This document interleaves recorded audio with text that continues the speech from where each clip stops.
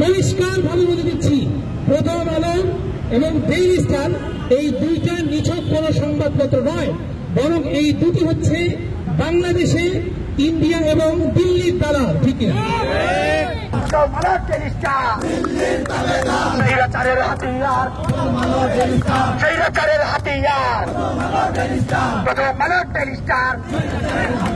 তারা তাদের দালালি, তারা তাদের দেশ বিরোধী ষড়যন্ত্রের এত শত সহস্র হাজার হাজার প্রমাণ তারা রেখে দিয়েছে।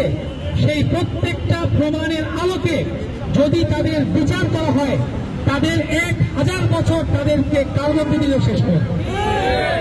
এই দেশের বিরুদ্ধে, এই জনগণের বিরুদ্ধে, এই দেশের ধর্মীয় সম্প্রীতির বিরুদ্ধে, এই দেশের আপামর জনসাধারণের সেন্টিমেন্টের বিরুদ্ধে এই প্রথম আলো এবং দিল্লি স্টার তারা ইন্ডিয়ার রেসপন্সার হিসেবে তারা দিল্লির গোলামিকে এই দেশের জনগণের উপরে চাপিয়ে দেওয়ার জন্য একাধারে তারা বাংলাদেশে কাজ করে চলেছে যুগের পর যুগ।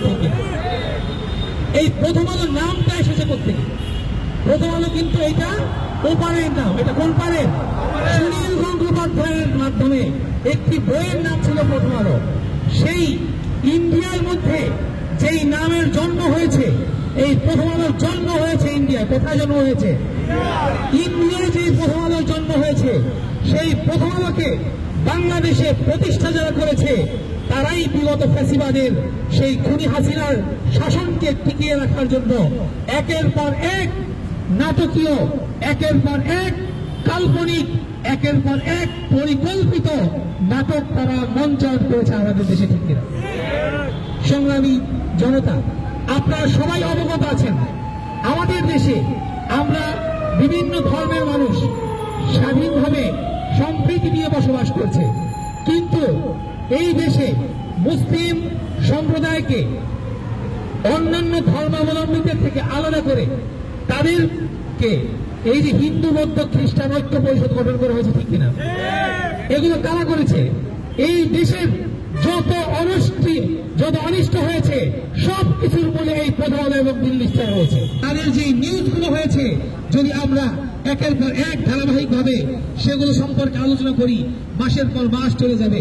শুধুমাত্র কয়েকটা নিউজ, আপনার প্রথম আলো দিল্লি স্টার যতগুলো নিউজ আছে আপনারা দেখবেন, কিছুদিন আগে বাংলাদেশে একটা সংগঠন আছে ইসকন। কি নাম?